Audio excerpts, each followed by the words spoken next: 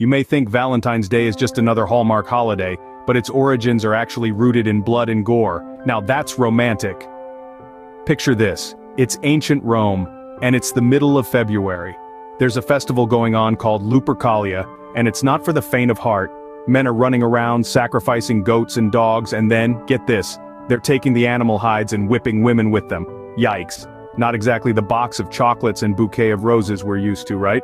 But here's the kicker, the women didn't run away screaming. No, they welcomed it. They believed it would make them more fertile in the coming year. Talk about a love tap. Fast forward a few centuries and we've swapped animal hides for heart-shaped cards, but the spirit of celebration remains. So, next time you're buying roses, remember you could be whipping someone with an animal hide instead. You're welcome for that mental image. Ever wondered who sent the first Valentine's Day card? It was actually a medieval prisoner. Talk about jailhouse romance. Let's travel back to the 15th century, to a time of knights and nobles. Picture Charles, Duke of Orleans, locked away in a damp and dreary cell. Not exactly the setting for a romantic tale, you might think, but it's here that our love-struck Duke pens a heartfelt letter to his wife, confessing his undying love. Now, if you're imagining a scrappy piece of parchment scrawled with the words, "I heart you," think again. This was no hastily scribbled note. Instead, Charles poured his heart into eloquent verses, creating what's considered the first Valentine's Day card. So, while you're rushing around trying to find the perfect Hallmark card, remember, the tradition of expressing your love through written words started in a prison cell.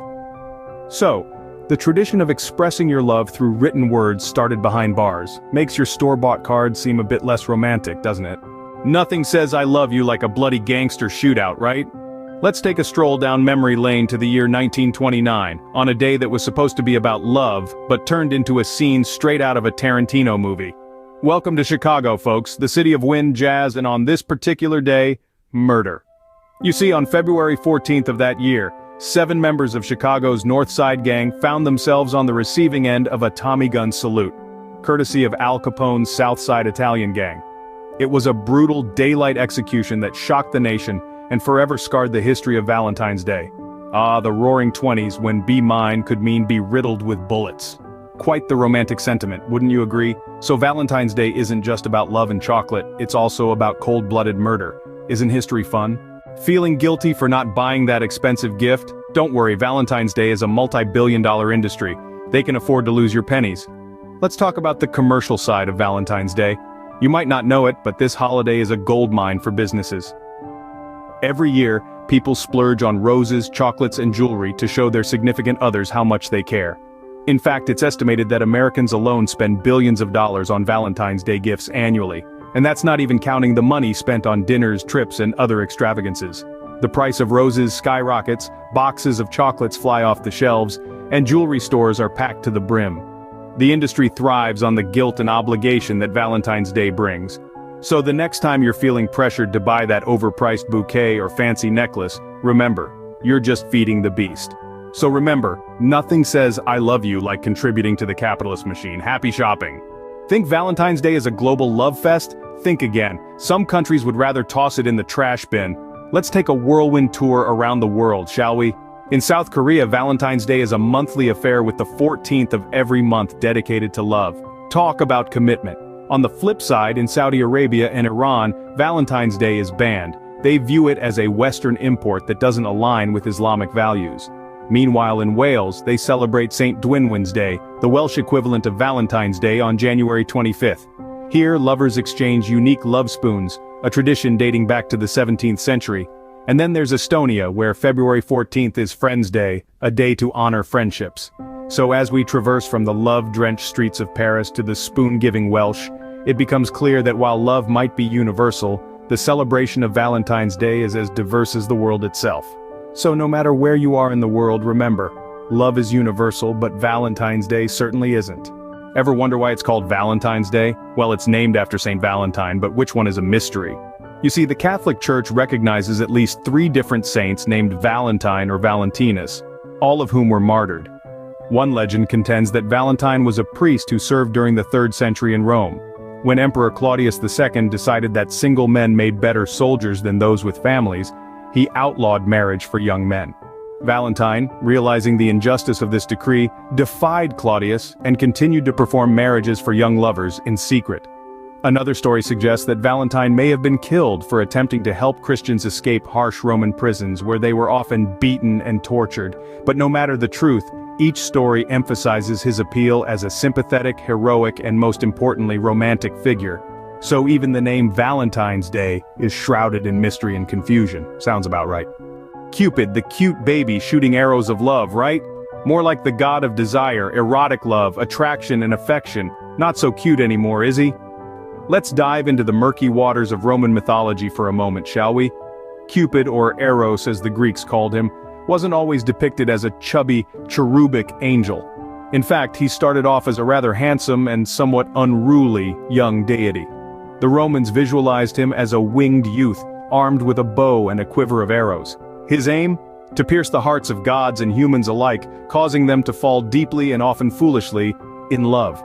It's a far cry from the sanitized, diaper-wearing Cupid we see today, isn't it? Interestingly, Cupid's association with Valentine's Day is somewhat of a modern invention. It seems we've taken this mischievous god, stripped him of his complex character, and made him the poster child for a day dedicated to love and affection. So, next time you see a cute Cupid decoration, remember he's actually a mischievous god with a naughty streak. Humans aren't the only ones who get frisky on Valentine's Day. Birds do it, bees do it, even educated fleas do it. Indeed, love is in the air, the water, and the undergrowth, and it's not just about the chocolate and roses. Nature has its own way of celebrating Valentine's Day, and it's a lot less about Hallmark cards and more about raw, primal instincts. Take birds, for instance. Many species engage in courtship rituals around mid-February, fluffing their feathers and singing sweet serenades to woo their mates. And let's not forget about insects. Some bugs, like the romantically named love bugs, mate around Valentine's Day, filling the air with tiny buzzing symbols of love. Even in the deep blue sea, certain species of fish synchronize their spawning around this time, creating underwater love festivals that would make any romantic blush. So, if you're ever feeling lonely on Valentine's Day, just remember, somewhere out there, a pair of fleas is having a better day than you. Ever wondered why the heart symbol looks nothing like an actual heart? Well, you're not alone. The heart symbol, that ubiquitous icon of love, bears a puzzling resemblance to, well, not our actual hearts. So where did it come from? Some scholars believe it originated from the now extinct plant silphium, used in the ancient world as a form of birth control. Its seed pod bore a striking resemblance to the heart symbol we use today.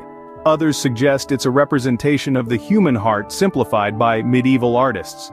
Another theory, perhaps the most romantic, is that it represents two human hearts fused together, symbolizing eternal love.